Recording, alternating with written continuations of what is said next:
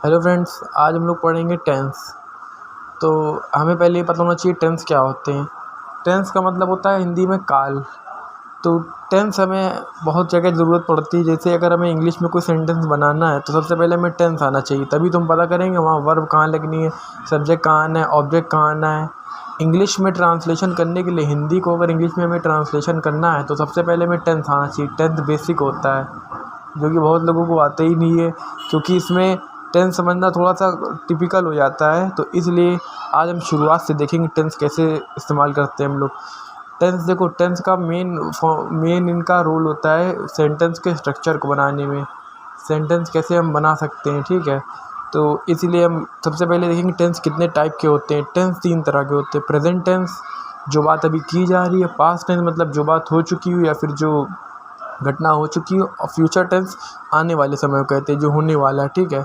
तो सबसे पहले हम प्रेजेंट टेंस को समझ लेंगे, फिर इसी की तरह मतलब 70-80% इसी की तरह जो पास्ट टेंस और फ्यूचर टेंस होंगे, ठीक है। तो इसमें हम सबसे पहले प्रेजेंट टेंस समझेंगे। तो प्रेजेंट टेंस हमारे 4 तरह के होते हैं। इसमें भी प्रेजेंट इंडेफिनिट और सिंपल प्रेजेंट, ठीक है। जैसे हम कहें कि प्रेजेंट इंडेफिनिट चाहे कह दे चाहे सिंपल प्रेजेंट कह दे, एक ही ना मतलब एक ही बात है, ठीक है। कुछ भी बोल सकते हैं, प्रेजेंट इंडेफिनिट और सिंपल प्रेजेंट। दूसरा होता है प्रेजेंट टेंस का टाइप प्रेजेंट कॉन्टीन्यूअस। थर्ड होता है प्रेजेंट परफेक्ट और फोर्थ होता है प्रेजेंट परफेक्ट कॉन्टीन्यूअस, ठीक है। तो सबसे पहले हम देखेंगे प्रेजेंट इंडेफिनिट में कैसे सेंटेंस बनते हैं, ठीक है। इंडेफिनिट मतलब इंडेफिनिट का मतलब यहाँ ये हो कि कोई चीज़ डिफाइन नहीं है। मतलब ज़रूरी नहीं है वो कार्य ख़त्म हो, कोई भी काम करा जा रहा हो, ख़त्म हो गया हो या हो ही रहा हो, ठीक है। तो इसमें जैसे हम सबसे पहले इसके फॉर्मूले को देखते हैं। अब हम एकदम बेसिक से नहीं बताएंगे, जैसे मतलब ये तो सबको पता होता है, कोई भी सेंटेंस बनता है तो सब्जेक्ट होता है, ऑब्जेक्ट होता है, मेन वर्ब होती है, हेल्पिंग वर्ब होती है, ठीक है। तो हम सीधे थोड़ा ऐसे बताते हैं। जैसे मान लो हम सीधे प्रेजेंट इंडेफिनिट की अगर हम बात करें तो सबसे पहले कोई भी सेंटेंस बनाने के लिए उसमें सब्जेक्ट चाहिए होता है। सब्जेक्ट मतलब जो कोई कार्य करता है, ठीक है। जैसे हम कहते हैं ही प्लेज क्रिकेट, वो क्रिकेट खेलता है, ठीक है। तो ही क्या हो गया, ही हो गया हमारा सब्जेक्ट। मतलब सब्जेक्ट कोई कार्य कर रहा है ना, तो ही हो गया सब्जेक्ट। तो ही बताने की ज़रूरत नहीं सब्जेक्ट क्या होता है, ठीक है। मेन वर्ब की बात करेंगे हम लोग। अगर हमें वर्ब याद हो गई तो हम अच्छे से सेंटेंस फॉर्मेशन कर सकते हैं।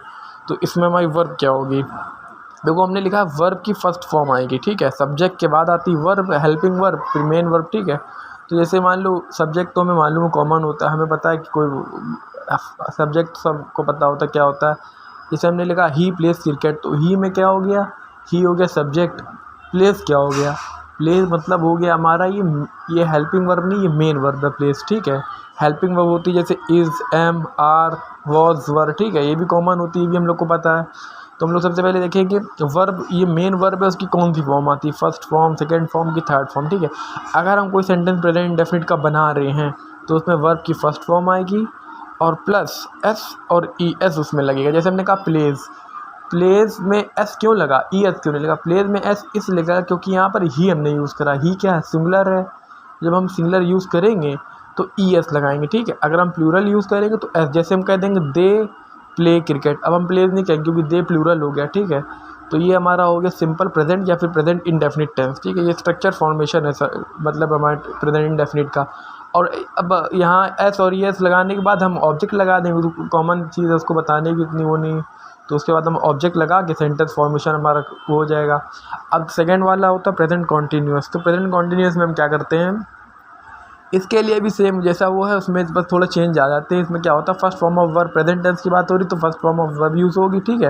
ये मेन वर्ब की फर्स्ट फॉर्म होती है, क्योंकि हेल्पिंग वर्ब तो हमें पता ही क्या होती है, मेन वर्ब है, ठीक है। और आई एन जी उसमें लग जाएगा, ठीक है। क्योंकि कॉन्टीन्यूअस कोई चीज़ चल रही होती है, कोई चीज़ अभी हो रही, तो उसमें आई एन जी लगा दे तो उससे ये पता चलता है ये काम अभी भी हो रहा है। जैसे हम कहते हैं ही इज़ प्लेइंग, वह खेल रहा है, ठीक है। तो ये प्रेजेंट कॉन्टीन्यूअस है। क्यों, ही इज़ प्लेइंग, ही तो हमारा सब्जेक्ट हो गया, ठीक है। इज़ क्या हो गया हमारा, इज़ हो गया हमारा हेल्पिंग वर्ब, और प्लेइंग, प्ले हो गई मेन वर्ब, उसमें आईएनजी मेन वर्ब में ही हम लगाते हैं, आईएनजी हो गया, एस और एस हो गया, ठीक है। तो ये हमारा प्रेजेंट कॉन्टीन्यूअस हो गया। अब हम आते हैं प्रेजेंट परफेक्ट पे। प्रेजेंट परफेक्ट ऐसा टेंस है जिसमें third form of verb use होती है, ठीक है। प्रेजेंट परफेक्ट जैसे हम कहते हैं, इसका एग्जांपल देते हैं जैसे, और यहाँ पर है मेन वर्ब के साथ हैज़ और हैव लगता है, ठीक है। जैसे हम इसका प्रेजेंट परफेक्ट का एग्जांपल जैसे हो गया, ही हैज़ प्लेड लूडो, ठीक है, ही हैज़ प्लेड लूडो।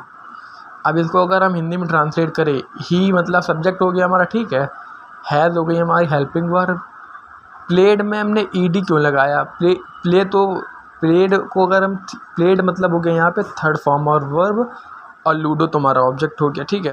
अब हमने जैसे कहा ही हैज़ प्लेड लूडो, ठीक है, मतलब इसका हिंदी में वो लूडो खेल चुका है, ठीक है, खेल चुका था नहीं, अभी हम पास्ट टेंस में नहीं गए, हम प्रेजेंट टेंस की बात कर रहे हैं। ही हैज़ प्लेड मतलब प्रेजेंट में ही वो कोई काम कर चुका है, ठीक है, तो इसलिए इसमें हम क्या मतलब जहाँ चुका है आज है मतलब जो कोई काम कर चुका है, ठीक है, third form of verb plus has have, ठीक है। और हम हैज़ हैव ऐसे लगाएंगे, अगर सब्जेक्ट हमारा सिंगुलर है तो हम लगाएंगे हैज़, अगर प्लूरल है तो हैव लगाएंगे, ठीक है। अब इसी प्रेजेंट परफेक्ट कॉन्टीन्यूअस पे आ जाते हैं, और लास्ट वाला है हमारे पास प्रेजेंट परफेक्ट कॉन्टीन्यूअस। इसमें मतलब ये डिफरेंस हो जाता है कि इसमें हम टाइम की बात करते हैं फॉर सिंस लगा के, ठीक है। जैसे हम कहते हैं कि आई हैव बीन, आई के साथ हमेशा हैव आता ना, I have been reading since, या फिर फॉर करके हम कुछ भी टाइम बता सकते हैं, ठीक है। अगर डेफिनिट टाइम है तो हम सिंस लगाएंगे, अगर इनडेफिनिट टाइम है तो फॉर लगाते हैं, ठीक है।